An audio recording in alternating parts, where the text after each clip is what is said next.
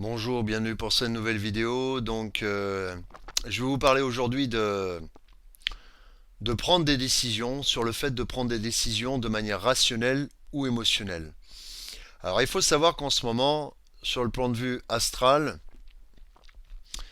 on est confronté à une triple opposition, hein, un triangle, voilà, entre Capricorne, donc la prudence, la réflexion,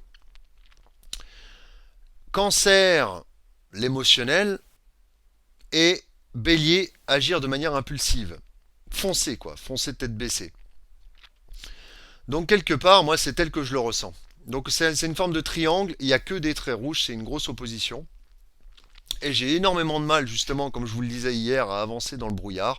Par contre, ce qui est sûr, c'est qu'en ce qui me touche personnellement, les décisions rationnelles devraient primer d'une certaine manière quand l'émotionnel est trop fort et peut nous faire n'importe quoi et agir de manière impulsive.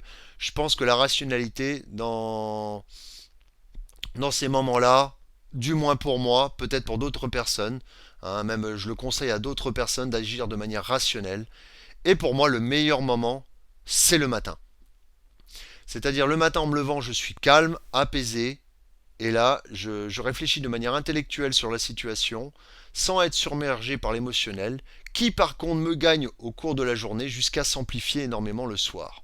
Ce qui fait que hier soir, j'ai pris une décision sur le coup émotionnel, et direct, en passant une bonne nuit, hein, comme on dit, la nuit porte conseil, ce matin au réveil, j'avais une décision beaucoup plus rationnelle, à peser vraiment le pour et le contre, hein, un peu de manière mathématique, sans être influencé par mes émotions. J'étais plutôt dans l'instant présent, et quelque part, elle s'est opposée à la décision du soir, qui était de manière émotionnelle. Voilà. Il faut savoir que la pleine lune est ce soir, hein, on est le 20 juillet 2020, donc ça fait 20-20-20, c'est une lune très puissante, une lune très puissante, et qui provoque des détachements, des séparations, et c'est bizarre, c'est que je l'ai vu après ce qui s'est produit de mon côté, de manière personnelle, je l'ai vu après. Et là, ça n'a fait que confirmer ce qui se passait en ce moment pour moi. Et j'ai choisi Saturne, j'ai choisi le Capricorne, j'ai choisi d'agir de manière rationnelle, voilà. Et pour les décisions et le reste de la journée, je n'agis pas. Enfin, je n'agis pas, je me fais un programme le matin de manière rationnelle sur les décisions que je dois prendre pour la journée. Je me les fais le matin. Et peu importe comment je suis déstabilisé pardon, de manière émotionnelle tout au long de la journée, et même si ça s'amplifie encore plus le soir, je me rabattrai sur les décisions que j'ai prises le matin au réveil. Voilà, là où j'étais le plus calme, le plus apaisé, après une bonne nuit de sommeil. Et c'est comme ça que justement que ça va m'amener aux meilleures décisions possibles. Voilà. Donc c'était pour vous faire part de mon expérience, hein, savoir que des fois d'agir sur l'émotionnel quand il est trop important, ce n'est pas bon. Hein, surtout pour certaines pathologies, pardon, on a tendance à agir de manière émotionnelle et avec justement le côté bélier qui rajoute de l'impulsivité émotionnelle, c'est-à-dire je ressens quelque chose, je vais dans la direction qui m'empêche de souffrir directement, sans réfléchir, alors que le rationnel nous dit attention, peut-être que ça ne te convient pas. Voilà. Mais le rationnel, on l'oublie. C'est pour ça que je pense que les gens, et d'ailleurs les médecins, apportent le côté rationnel aux malades, justement, qui a une pathologie psychique, par exemple. Je sais que personnellement, mon médecin apporte de la rationalité. Moi, je suis sur le coup émotionnel, je peux me mettre à pleurer, je peux me mettre à être en colère, je peux me mettre voilà, dans tous mes états. Lui, il va m'ancrer, il va me dire, ok, faites des choses rationnelles, faites des choses, par exemple les jeux vidéo, voilà. Hein. Je vais sombrer dans l'émotionnel, il va tout de suite me ramener, et ça c'est vraiment un professionnel, il va tout de suite me rappeler sur quelque chose de très terre à terre, voilà, pour éviter que je sombre dans un psychotage et tout ça et comme en ce moment, et j'applique cette méthode-là en fait pour moi, d'être justement. Alors, il faut quand même s'ouvrir de manière émotionnelle, bien sûr, je ne suis pas contre l'ouverture émotionnelle, mais quand on est submergé par l'émotion, là, il y a un problème. Voilà. Et je me rends compte de ce problème-là en ce qui me concerne, d'être submergé par mes émotions, plus l'impulsivité d'aller tout de suite apaiser ses émotions, par exemple toucher à de la drogue, boire un coup, se diriger vers des personnes qui vont nous calmer, c'est pas bon.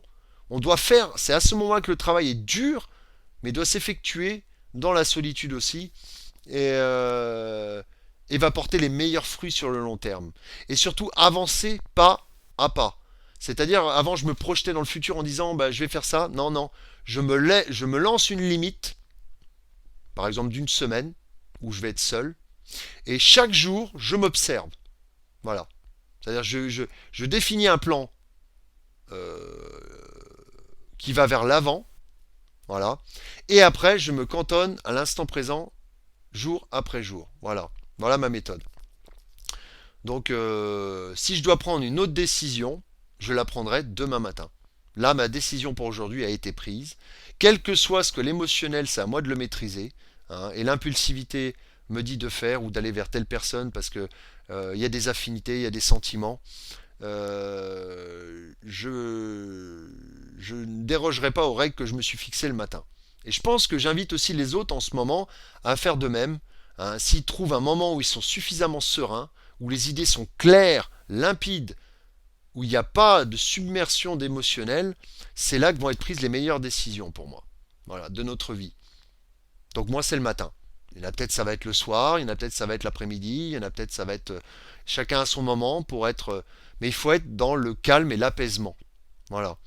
Et donc là, par exemple, pour aujourd'hui, autant hier je devais partir chez cette personne, je lui ai promis aujourd'hui de partir, autant je me suis réfréné direct aujourd'hui en étant dans un bien-être et quelque part n'étant pas dans cette dépendance. Ce matin, j'étais pas dans la dépendance et là j'ai pu prendre des décisions carrées, claires, peser correctement le pour et le contre. Donc voilà, c'était cette petite vidéo pour vous parler d'agir de manière rationnelle ou d'émotionnelle.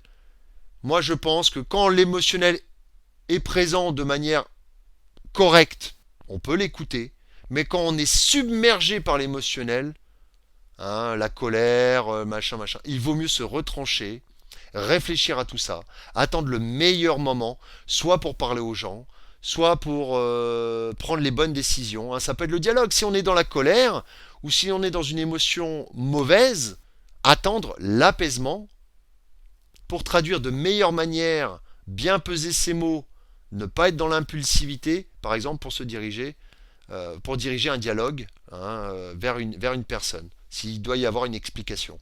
Voilà. Je sais que c'est dur parce qu'on a tendance à agir sur le vif, hein. On dit souvent battre le fer tant qu'il est encore chaud.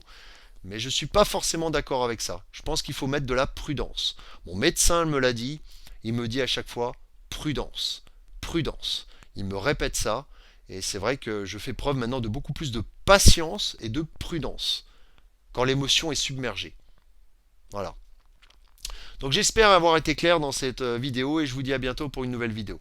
Au revoir.